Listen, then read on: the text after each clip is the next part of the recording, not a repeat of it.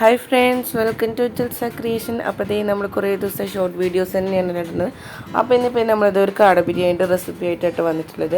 അപ്പോൾ അതിനുവേണ്ടി ആദ്യമായിട്ട് നമ്മളിവിടെ വെള്ളം ചൂടാക്കാൻ വെച്ചിട്ടുണ്ട് അരി വയ്ക്കുന്നതിന് വേണ്ടി. അതിനുശേഷം നമ്മളിവിടെ സവാളയൊന്ന് വഴറ്റിയെടുത്തുകൊണ്ടിരിക്കുകയാണ്. അപ്പോൾ നമ്മൾ വെളിച്ചെണ്ണയിലായിട്ട് നമ്മൾ ബിരിയാണി ചെയ്തെടുക്കുന്നത്. അപ്പോൾ അതിനാവശ്യത്തിൽ വെളിച്ചെണ്ണയ്ക്ക് വെച്ച് നമുക്ക് സവാളയായിട്ട് നന്നായിട്ടൊന്ന് വഴറ്റിയെടുക്കാം. അതിനുശേഷം കുറച്ച് പച്ചമുളക്, കറിവേപ്പില, ഇഞ്ചി, വെളുത്തുള്ളി ചതച്ചതും കൂടി ചേർത്ത് കൊടുത്തിട്ടുണ്ട്. വീണ്ടും നമുക്കതെല്ലാം കൂടി നന്നായി വഴറ്റിയതിന് ശേഷം നമ്മൾ തക്കാളി ചേർത്ത് കൊടുത്തിട്ട് വീണ്ടും ഒന്ന് നന്നായിട്ടൊന്ന് വഴറ്റിയെടുക്കാം. ഒരു തക്കാളിയൊക്കെ നന്നായിട്ട് ഉടഞ്ഞ് കിട്ടണം കേട്ടോ.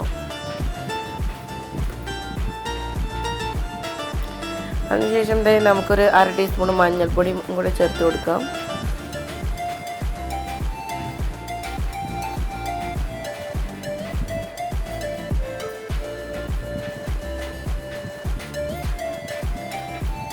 അപ്പം നമ്മൾ തക്കാളിയൊക്കെ ഏകദേശം നന്നായിട്ട് റെഡിയായി വരുന്നുണ്ട്. ആ ടൈമിൽ നമ്മളിതിലോട്ട് കുറച്ച് ഗരം മസാല പൊടിച്ചതും കൂടി ചേർത്ത് കൊടുക്കുന്നുണ്ട്.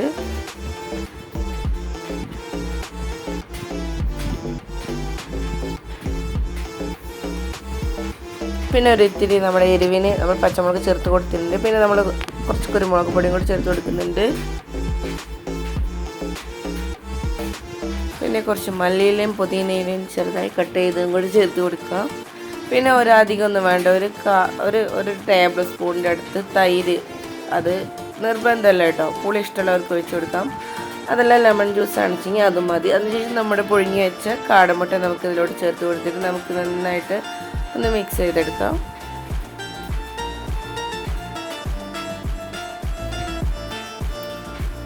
ഇനി അതൊന്ന് മൂടി വെച്ചിട്ട് നമുക്കൊന്ന് ആ മുട്ടയുടെ അകത്തൊക്കെ ഒന്ന് മസാലയ്ക്ക് ഒന്ന് പിടിക്കുന്ന വരെ ഒന്ന് വെയിറ്റ് ചെയ്യാം. അപ്പോഴത്തേക്കും നമ്മുടെ റൈസൊക്കെ ഇവിടെ നന്നായിട്ട് വെന്ത് വന്നിട്ട് നമ്മൾ പട്ട, ഗ്രാമ്പു, ഏലക്കായ, ഓയിലൊക്കെ ഒഴിച്ച് നന്നായിട്ട് വേവിച്ചെടുത്തിട്ടുള്ള റൈസാണ്. അപ്പോൾ അതൊരു 3/4 ഭാഗം വേവായിട്ടുണ്ട്. അത് നമുക്ക് നമ്മുടെ ഈ മസാലയുടെ മുകളിലോട്ടൊന്ന് ഇട്ട് കൊടുക്കാം.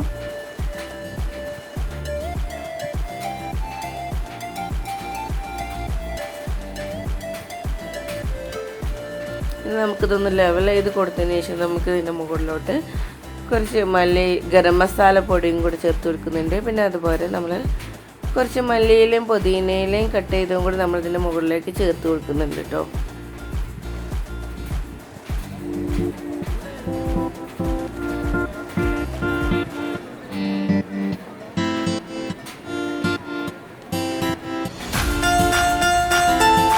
പിന്നെ ഇതേ കുറച്ച് ആർട്ടിക്കും കൂടി ഇതിൻ്റെ മുകളിൽ വെച്ച് കൊടുക്കുന്നുണ്ട്. അതിന് നമ്മൾ കുറച്ച് അണ്ടിയും മുന്തിരിയും കൂടെ ഇതിൻ്റെ മുകളിലിട്ട് കൊടുത്തിട്ട് നമുക്കിതൊന്ന് ദം ചെയ്തെടുക്കണം. ഇത് കനലിലൊന്നും അല്ലാണ്ട് ദം ചെയ്തിട്ട് കിട്ടും. മൂടി വെച്ചിട്ട് നമ്മളിതിൻ്റെ മുകളിൽ ഒരു വെയിറ്റ് വെച്ച് കൊടുക്കുന്നു. അതിനുശേഷം ഗ്യാസ് ഒന്ന് സിമ്മിലിട്ട് വെച്ചതിന് ശേഷം ഒരു 20 മിനിറ്റ് ഒന്ന് ലോ